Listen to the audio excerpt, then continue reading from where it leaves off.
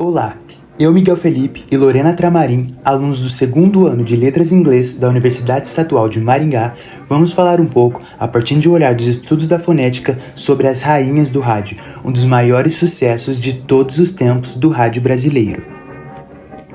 Mas antes de abordarmos sobre esse ramo complementar da linguística, precisamos entender o que foi esse movimento. Criado na década de 1930 por uma revista chamada Sintonia, a Rainha do Rádio foi o nome dado a um concurso criado pela Associação Brasileira de Rádio para arrecadar fundos para a construção de um hospital. A primeira premiação ocorreu no iate Laranjeiras, onde Linda Batista foi a campeã e ficou com o título por 12 anos. O concurso, desde então, realizado pela Associação Brasileira de Rádio, ficou mais competitivo e acabou criando a rivalidade mais famosa e duradoura do rádio nacional.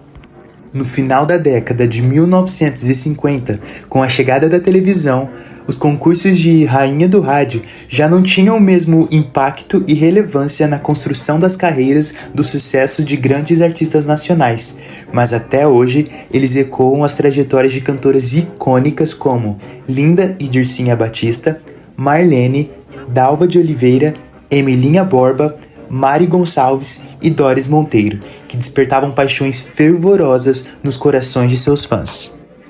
Tá, mas agora você deve estar se perguntando, o que isso tem a ver com os estudos da fonética?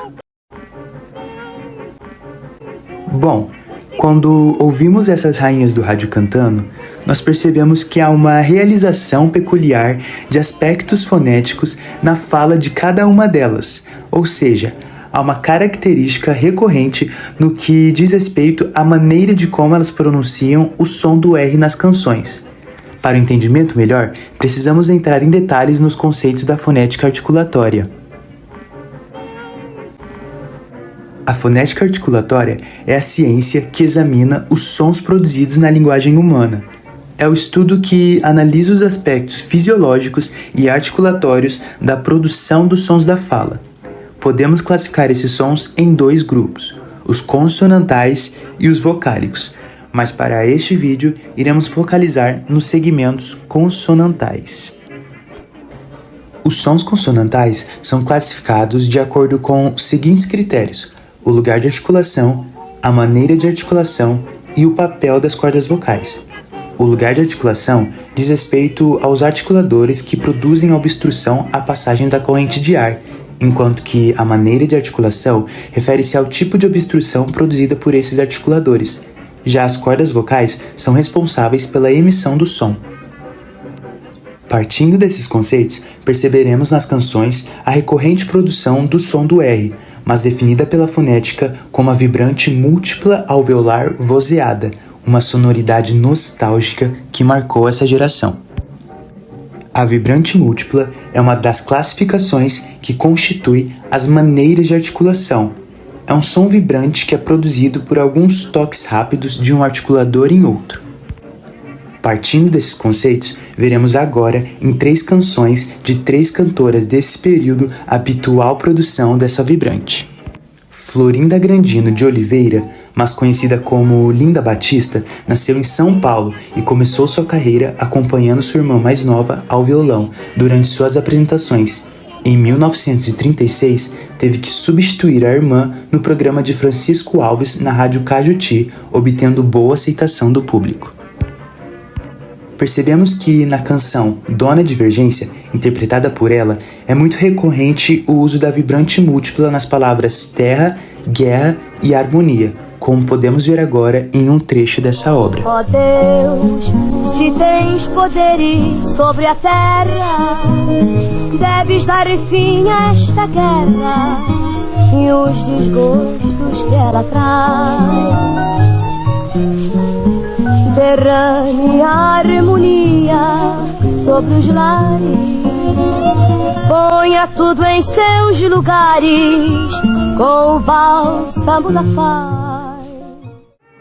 Já Vicentina de Paula Oliveira, conhecida como Dalva de Oliveira, foi uma renomada cantora e compositora brasileira de ascendência portuguesa, sendo considerada uma das mais importantes cantoras do Brasil e dona de uma voz poderosa, marcando época como intérprete.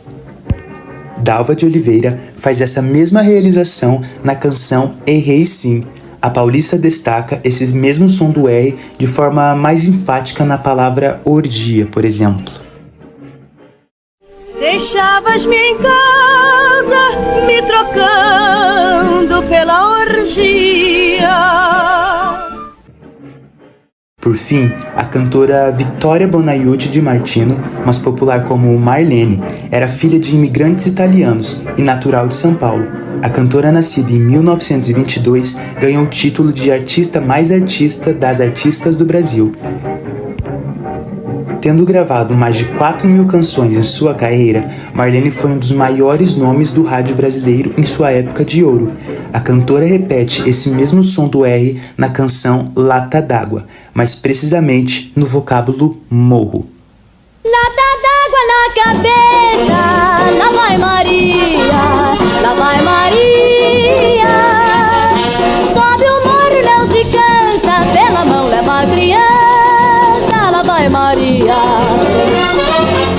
A partir disso, conseguimos perceber que o que elas compartilham em comum é justamente essa realização da vibrante múltipla nas canções, o que aponta para uma característica marcante dessa era. Isso acontece porque no início do século XX havia uma grande preocupação com a pronúncia na música, até que na década de 30 houve um congresso com o intuito de restabelecer as normas de pronúncia do canto erudito da época e assim adotar um padrão para a língua falada do povo. No que se diz respeito à realização desse som representado pela letra R nesse contexto silábico, na música, de acordo com o que se lê na literatura, havia uma predominância de realização da vibrante múltipla alveolar, que era considerada a forma padrão para a linguagem dos meios de comunicação. Em outras palavras, segundo a bacharel Carilene da Silva Xavier, esse som do R era considerada a variante de prestígio, que deveria ser difundida pelos intérpretes da música erudita brasileira, assim como apresentamos por meio dessa era das rainhas do rádio.